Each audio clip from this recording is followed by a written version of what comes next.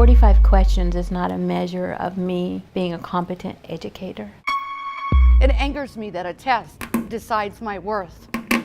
A lot of people has told me, well, you know, window's closed and another one will open. In this situation, I'm not willing to let that window close. They are Florida teachers who just lost the title. On for a structured fire. We go out and deal with the things that nobody else wants to deal with.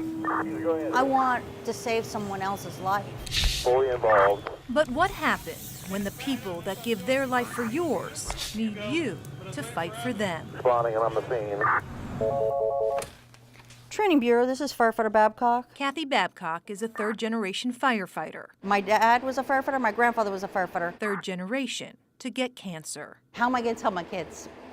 That's the first thing I thought of. Not about me. How do I tell my kids? It burns me up.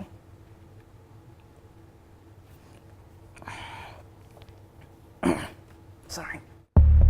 Both took out student loans to attend the Art Institute of Tampa, but dreams of a career in game design It literally still stings. quickly painted over by the reality of serious debt and a degree they both call worthless.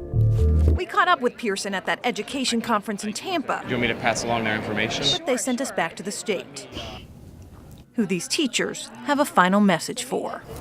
You need to reconsider the way in which you are testing first-year teachers. The state of Florida are losing a lot of passionate and qualified teachers. It's a racket. It makes us feel like we don't matter. See us in action. Teachers who are putting in sweat and tears. This test defeats us. Us teachers Will slip through your hands. I matter. I matter, We matter. but most importantly, these kids matter. It's called preemption, a fancy political term that boils down to this. Cities and counties across the state are completely powerless to ban smoking. Fighting it has blown up in smoke. Legislation to give local governments say over cigs failed 4 times in 4 years. Florida, one of just 8 U.S. states still addicted to state-controlled tobacco. Security beefed up and parents on high alert. Lockdown. It's a chilling term that has become all too common on school campuses across Florida. Sending out a warning. Schools go on lockdown. The Florida Department of Education is now acknowledging a problem, proposing $15 million in next year's budget to help teachers pay for initial certification and renewal fees. According to the state, the money will save each teacher as much as $555 to become certified. I mean, the whole process is awful. The whole process is awful. Awful began March 26, 2012. 9-year-old Aaron was riding the bus home when the driver turned into the path of an oncoming semi. I'm so sorry. What did I do? Aaron was one of 30 students on the bus that day and the only student to die. You just think about the things that you've missed. Lots of things in 5 years. The family sued. After a week-long trial, a jury found the St. Lucie County School District 87% at fault, awarding $8.6 million in damages. They're fast. less than 2 minutes. In and out in 31 seconds. And disturbingly efficient. Probably been over 100 guns now that are out in the streets. Brazen thieves raiding Florida gun shops at rates even the highest authorities can't explain. We don't really know what's driving the increase. Since 2013, gun thefts from licensed gun dealers have shot up 167% in Florida. You could potentially get 40, 50, 60 guns at one time. Taking us from the 10th state with the most reported loss or stolen guns to a frightful number 2 in just 3 years, with Palm Beach County leading the pack since at least 2015. Should be very concerned. Florida agents with the Alcohol, Tobacco, and Firearms Bureau are working day and night to keep up. They sell firearms. They do use them in the commission of their crimes. Crimes This lady just got shot up. that kill. Somebody help her. Somebody help her, please. Back in December, Kendra Lewis stopped at this Orlando gas station on her way to work. Everybody's panicking. She was struck in the face by a bullet. Her eyes is like out of her head. Okay. Kendra Can't stop thinking about them. was 27, an innocent bystander, and at the time had her daughter in the back seat of the car, just 5 years old. Kendra's big sister, Sierra.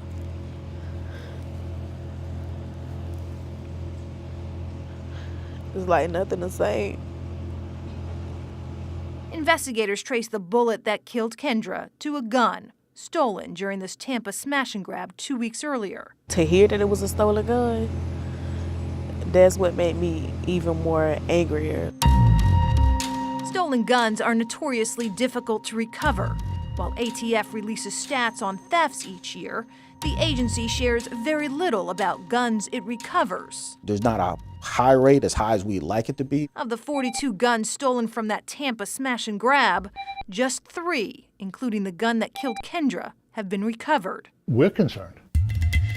In 2015, thieves hammered their way inside this Hillsborough County gun shop. The devastation was unbelievable. 45 handguns were stolen. A year and a half later, just 16 have been recovered. Half, To my knowledge, 8. this gun shop owner knew about. We didn't put them out there, but it was through us that they got out there. So for us just to kind of have that relief, just like you know that a relative's killer was captured, it's a relief side of it. The feedback would be really helpful. I miss my sister. Today, Sierra Lewis goes to the graveyard to visit her little sister, Kendra was the life of the party. whose life violently ended after a gun got stolen and she got caught in the middle. If they wasn't able to get in that gun store, my sister would have still been here. They are Florida's faces of domestic violence. And these are among the images that remind us a law meant to save victims from abuse 911 emergency. can fail. I'm trying to leave from here with my kids. For the first time publicly, you're hearing Natasha Hoffenden's last cries for help. Natasha? The 26-year-old West Palm Beach woman had just returned home from school when she and Gavin Guy got into an argument. Records show the two had a heat-filled history. Guy was under a restraining order and, according to state law, was supposed to surrender his guns. But during the overnight hours of December 6, 2016, Guy used his own silver caliber pistol to fire a single shot, according to the arrest affidavit, that killed Natasha, the mother of one of his children. Natasha? We need an ambulance. Somebody, he stabbed her. Go! What happened to Natasha Hoffenden isn't rare in Florida. In April of last year, Central Florida investigators say Henry Brown stabbed his wife to death, then shot and killed their 2 children, and ultimately himself. Brown, too, had a restraining order against him at the time, and also should not have had access to a gun. It is a joke. Domestic violence advocate and attorney, Sissy Cephalin. Enforcing the law is the issue. While the law requires people with active restraining orders surrender their firearms, critics say no one enforces it. They will tell the court, I don't have any guns. So it's like an honor system. Exactly. Law enforcement can enter a home just to seize firearms from an accused abuser, but only with a court order that's rarely, if ever, authorized. And records from a handful of criminal courts from around the state show of the thousands of restraining order violations filed, just a few dozen were documented for guns accused abusers had or refused to surrender. I think that the victims just don't report. Sissy, There's a fine line between love and hate. represents Jennifer Jackson. I mean, the paper looked great, kind of made you feel a little secure when you initially get the injunction. But after she says her ex-husband posted this undated photo on Facebook, I gotta stop. she fears he has guns but has yet to surrender them, 2 years after a judge granted a 30-year restraining order. Angry, very angry. His attorney has not responded to our request for comment. If somebody wants a gun, they're going to get a gun. Linda Shiflett is a former state prosecutor. She points to time and resources as possible reasons against more aggressive enforcement. I think it's better than nothing, but I don't know that at the end of the day, that it's going to control whether somebody has a firearm. Natasha Hoffenden would have turned 27 today. Gavin Guy remains in jail, charged with first-degree murder with a firearm. The law said he should have never had. Natasha, can you hear me? Are you there? Ma'am, Natasha, are you there?